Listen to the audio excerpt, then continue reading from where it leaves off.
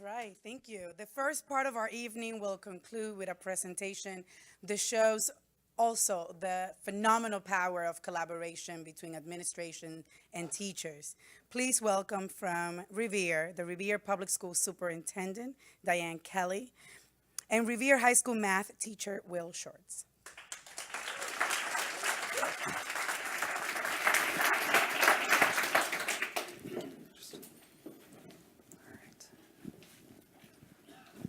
I still remember that day 2 years ago when I met with Dianne to sign my contract.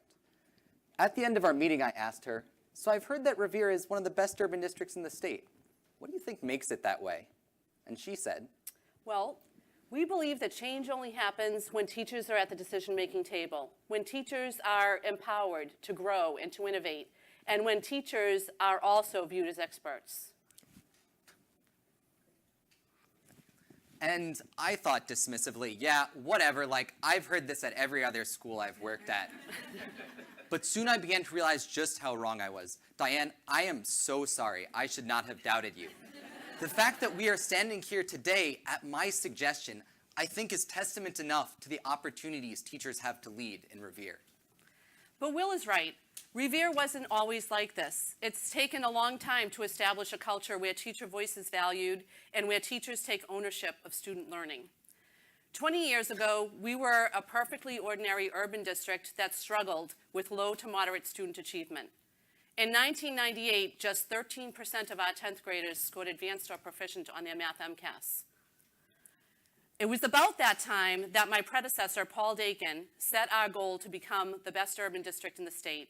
And nearly 2 decades later, we've accomplished something close to that.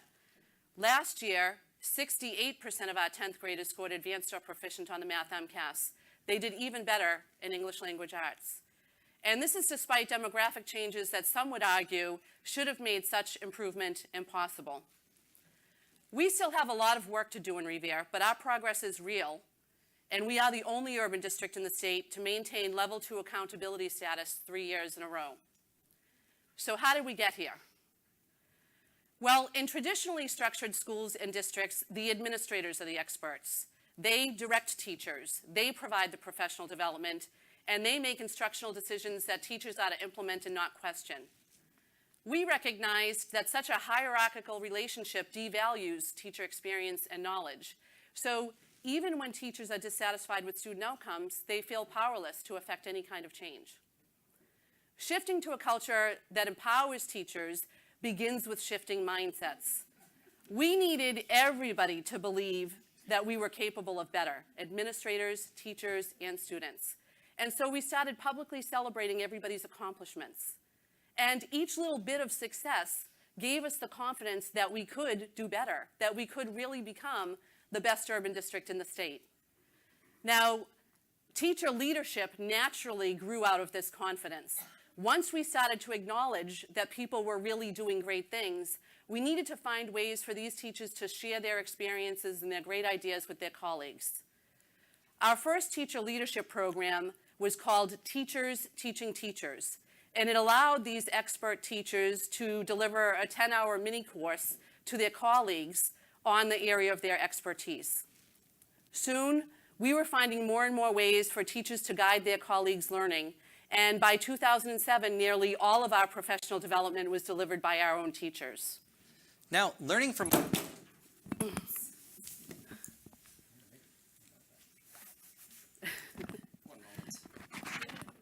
Can we have a mic check? All right. Learning from my colleagues has been an incredibly impactful experience. When I learn from my colleagues, I know that they face the same classroom realities as I do. And if they can do it with their students, so can I. Behind me, you'll see some of the more than 30 professional development courses that are led by teachers that we offer our teachers every year. And I'm going to talk about the one that I chose, content literacy. About the same time I started in Revere, I realized that in order for my students to deeply understand mathematics, they had to be able to write about it. And as a math teacher, I simply didn't know a thing about writing. And some people would say I still don't. So when I saw this course, Content Literacy, offered by one of my colleagues in the math department who's sitting here tonight, I jumped at the chance to take it. Over the course this year, I learned strategies, adapted tasks, looked at student work, and a year later, my students were doing more and better writing than they had ever done before. But I wanted more. Invigorated by this experience, I decided to join her on the literacy team. This is a team of teachers who regularly collaborate in order to increase the rigor of literacy instruction across our school. She and I decided to design and present a series of workshops for our other math teachers to encourage them to experiment and include more writing in their classrooms. Unfortunately, not all teachers are given these kind of opportunities to grow and innovate. In fact, in some schools, the curriculum is so scripted that teachers are literally told what to say word for word. Practices like these seek to make the skill, initiative, and expertise of our teachers irrelevant. They seek to make teaching teacher-proof, and in doing so, they erode any sense of ownership a teacher might have over their students' success. Imagine the possibilities that might exist if teachers in every school could share their best ideas with their colleagues. Imagine what our students might be able to achieve. So teachers are the single most influential school-based factor in a child's academic success. As Kraft and Papay show us here, veteran math teachers who are supported by their colleagues and their administrators are nearly 40% more effective at improving student outcomes than teachers who work in isolation. We all need to realize that teacher learning is as important as student learning. And in order for teacher learning to be effective, teachers, just like students, need to have agency in their learning environment. Now, teacher-led professional development can be a transformative moment for teachers and students alike. But it's also where many districts stop, and it fundamentally falls short of transforming the place of teacher leaders within their schools. To truly unleash the power of teachers, we need to extend their influence beyond professional development. When we started to redesign our educator evaluation system in 2011, we knew it was a contentious issue. We also knew that if teachers weren't leading the change, they would be fighting it, as came to be the reality in many districts across the state and across the country. But to be clear, Dianne, I think teachers are sometimes unfairly characterized in our opposition to change. Too often when we are not given a seat at the table, our needs, which are also the needs of our students, are simply ignored. And that's a fair assessment, Will, which is why we wanted to engage teachers. We wanted to break down the barriers that traditionally exist between teachers and administration.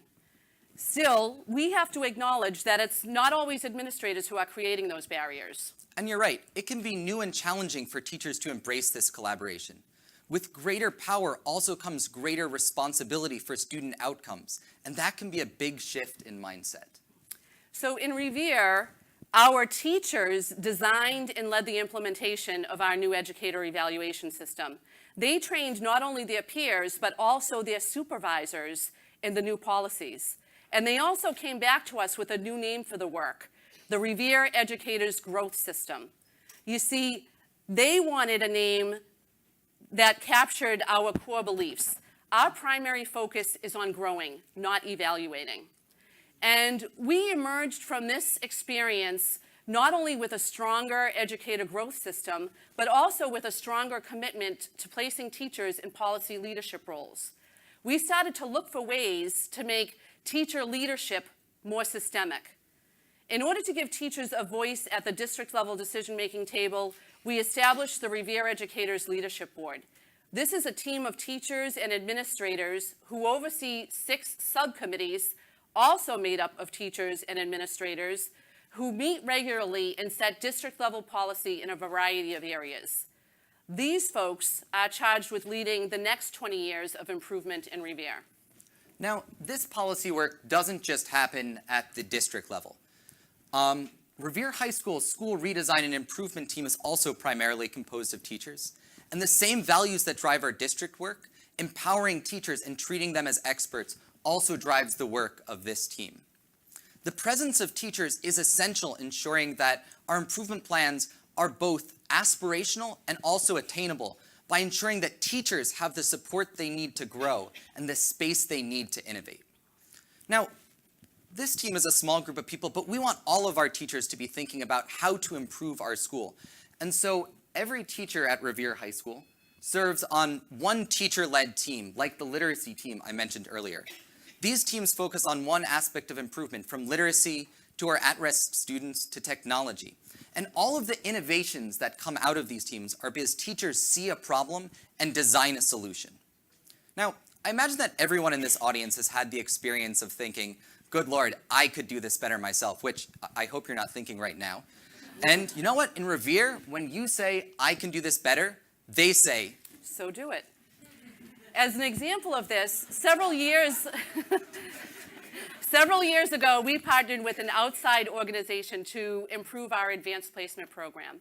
And through that partnership, our program did become significantly better. But after several years, a team of teachers came to us and said, we can do this just as well, if not better, and for less money. And we said, so do it. We trusted our teachers, and they delivered. Our passing rate continues to increase as more and more students take more and more advanced placement exams every year. Now, perhaps you walked in today with the same skepticism I had those 2 years ago sitting in Dianne's office. If you walk out of here with nothing else, I hope it is an appreciation for the possibilities that exist when we build a culture of teacher leadership and innovation within our schools.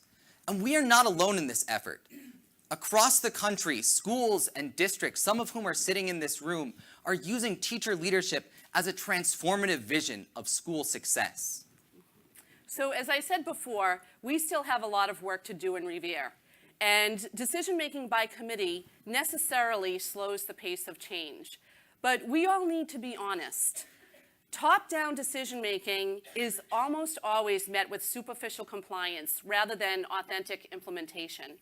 And when we think about what's best for kids, it's real progress, not lip service, that matters. Teachers are the only ones who can actually control what's happening at the classroom level. So we administrators need to make sure that we're not inhibiting their ability to own student achievement by excluding them from the decision-making process. We need to have faith. We need to build trust, and we need to empower our teachers, and then all of our kids will achieve at levels that some say are impossible. Thank you for listening, and may the 4th be with you.